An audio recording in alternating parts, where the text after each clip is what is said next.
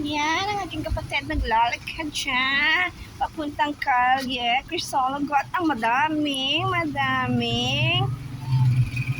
talesa dito sa Bigan. Hello!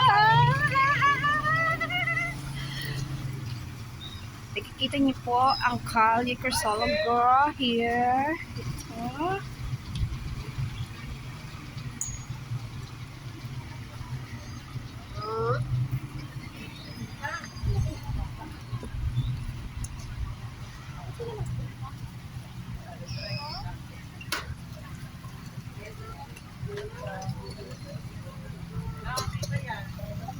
Ito siya.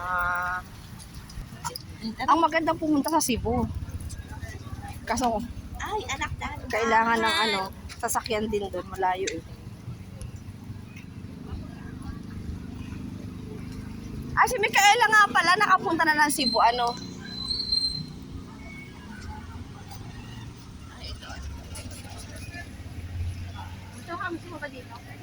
Punta kami dito sa Kalye, Crisologo. Ito siya.